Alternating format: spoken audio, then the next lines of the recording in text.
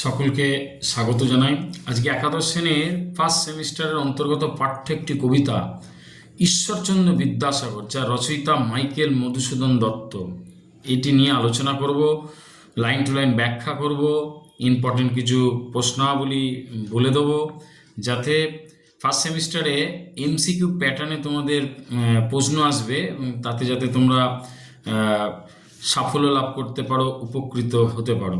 তো দেখো, ঈশ্বরচন্দ্র বিদ্যাসাগর নামকরণের মধ্যে দিয়েই নিশ্চয়ই কম বেশি আমরা একটু হলেও মনের মধ্যে একটা কাল্পনিক চিত্র অঙ্কন করতে পারছি যে আমাদের দয়ার সাগর, আমাদের করুণার সাগর, আমাদের বর্ণ পরিচয়ের স্রষ্টা ঈশ্বরচন্দ্র বিদ্যাসাগরের প্রতি একটা কৃতজ্ঞতা জ্ঞাপনপূর্বক মাইকেল মধুসূদন দত্ত এই সনেটটি, চতুর্দশপদী কবিতাবলীটি লিখেছেন। চতুর্দশপদী কবিতাবলী গ্রন্থের অন্তর্গত এই কবিতাটি বা এই সনেটটি। চতুর্দশপদী কবিতা কি না, 14টা চরণের কবিতা, যার 8টা চরণ নিয়ে হয় বা 8টা লাইন নিয়ে অষ্টক, আর শেষের 6টা লাইন নিয়ে হয় শতক। একে সনেট বা চতুর্দশপদী কবিতা বলা হয়।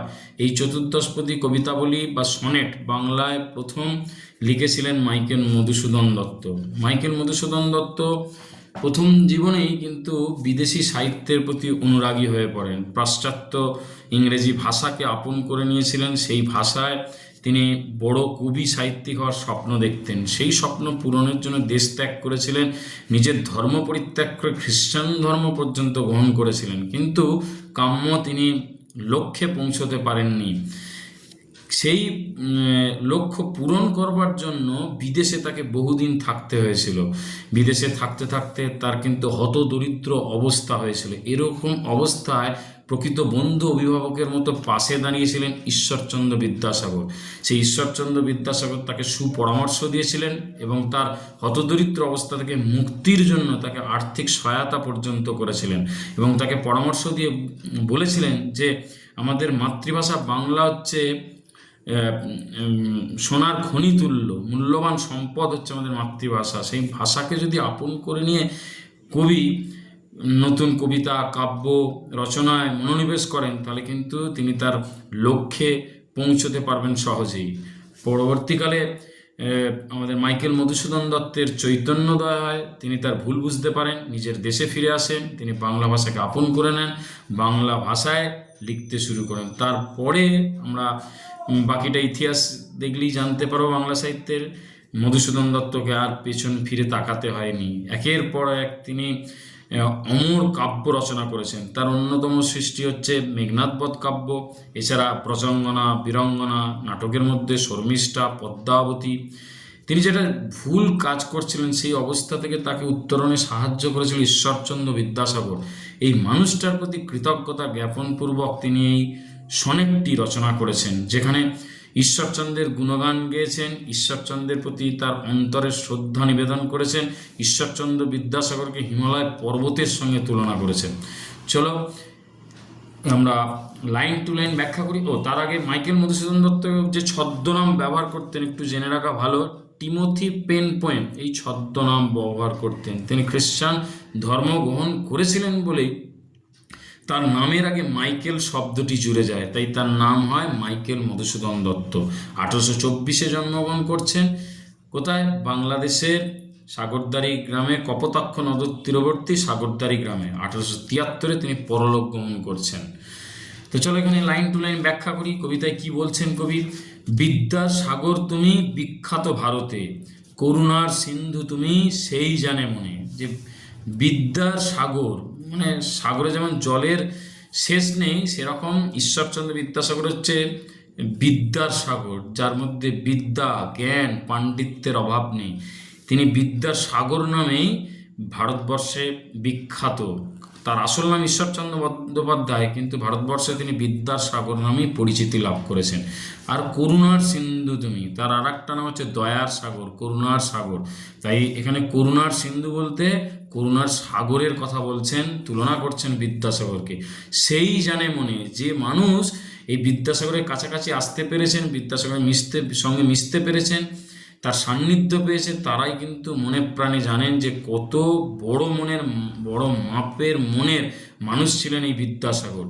দিন যে দিনের বন্ধু, একদা নিজে দরিদ্র হতদরিদ্র পরিবারের সন্তান ছিলেন, তাই দরিদ্র এখানে দরিদ্র কিন্তু না, দিন মানে দরিদ্র, গরিব গরিব মানুষের কষ্ট জ্বালা যন্ত্রণা তিনি বুঝতে পারতেন, তাই তিনি প্রকৃত দরিদ্র বা গরিবের বন্ধু ছিলেন, যেটা মধুসূদন দত্ত মনে মনে উপলব্ধি করেছিলেন।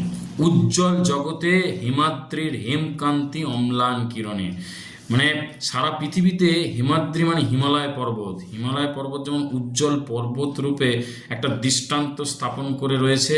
যখন এই হিমালয় পর্বতের উপর সূর্যের আলো পড়ে, এখানে হেম মানে স্বর্ণ, আর কান্তি মানে হচ্ছে আভা, অম্লান কিরণে মানে ফিকে হয় না, মানে সূর্যের আলো যখন কি হয় না হিমালয় পর্বতের চূড়ায় পড়ে, তখন স্বর্ণাভা বা স্বর্ণের আলোক বিশিষ্ট বা বলতে পারো সোনালি আভা চতুর্দিকে ছড়িয়ে পড়ে। এই আভাটা কি হয় না, ফিকে হয় না। সেরকমই ঈশ্বরচন্দ্র বিদ্যাসাগরের অবদান কোনোদিন আমাদের কাছে ফিকে হবে না, হিমালয় পর্বতের সঙ্গে তুলনা করা হচ্ছে। কিন্তু ভাগ্য বলে পেয়েছে মহাপর্বতে, সবাই তো এই পর্বতের কাছাকাছি যেতে পারে না, হিমালয় পর্বতের কাছে। সেরকমই কবি বলতে চাইছেন, যাদের ভাগ্য ভালো তারা এই হিমালয় পর্বতরূপ বিদ্যাসাগরের কাছে যারা যেতে পেরেছেন, তারা জানেন, তারা উপলব্ধি করতে সক্ষম হয়েছেন যে কত বড় মাপের একজন মানুষ ছিলেন বিদ্যাসাগর।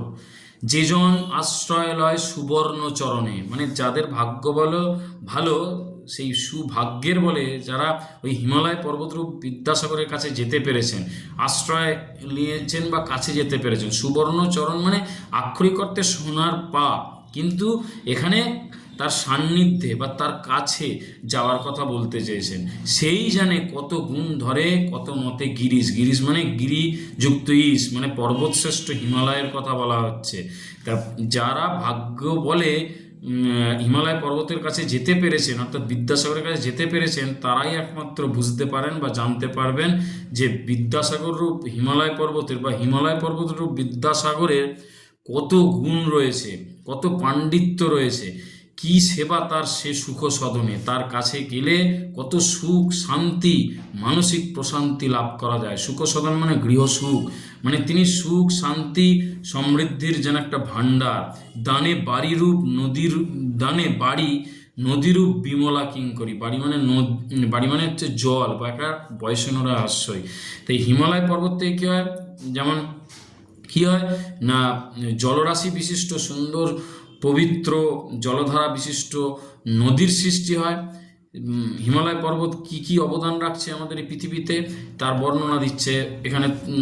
তুলনা করতে গিয়ে দেখো যে বিদ্যাসাগরের রূপ হিমালয় পর্বত কি করছে, যে জলধারা বিশিষ্ট পবিত্র জলের আধার বিশিষ্ট নদীর সৃষ্টি করছে, যোগায় অমৃত ফল পরম আদরে। সেই হিমালয় পর্বতের আশেপাশে বা সংলগ্ন স্থানে সুন্দর সুন্দর ফলের গাছ জন্মাচ্ছে, যে ফলগুলো হচ্ছে অমৃতের তুল্য স্বাদ, মানে মূল্যবান ফলের গাছ জন্মায়। অর্থাৎ হিমালয় পর্বত নদী সৃষ্টি করতে সাহায্য করছে, গাছ উৎপন্ন করতে সাহায্য করছে, জন্মাতে সাহায্য করছে, যেগুলো সুন্দর সুন্দর ফলের অধিকারী।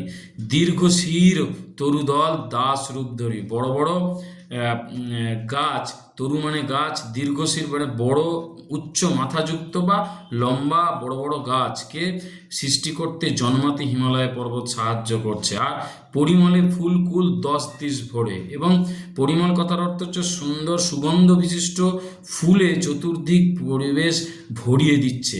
দিবসে শীতল শাসী ছায়া বনেশ্বরী, আর দিনের বেলা কি করছে, এই সুন্দর সুন্দর গাছ তার সুন্দর ঠান্ডা ছায়ায় পরিবেশকে সবসময় ঠান্ডা রাখতে সাহায্য করছে।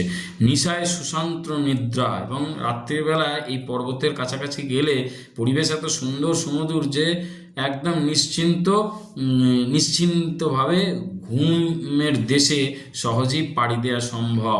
ক্লান্তি দূর করে, মনের শরীরের সমস্ত ক্লান্তি এই পর্বত দূর করতে সক্ষম হয়। হিমালয় পর্বতের এই যে এত গুণাবলীর কথা বলা হলো, আসলে এই গুণাবলীর মাধ্যমে বিদ্যাসাগর যে অনেক গুণের অধিকারী ছিলেন, তিনি যে পণ্ডিত ছিলেন, তিনি যে দয়ার সাগর করুণার সাগর ছিলেন, সমাজ সংস্কারক ছিলেন, তিনি বাল্য বিবাহ প্রথার বিরুদ্ধে লড়েছিলেন, বিধবা বিবাহ চালু করতে সাহায্য করেছিলেন, প্রভৃতি কুসংস্কারের বিরুদ্ধে লড়াই করেছিলেন, স্ত্রী শিক্ষা বিস্তারে গুরুত্বপূর্ণ ভূমিকা পালন করেছিলেন।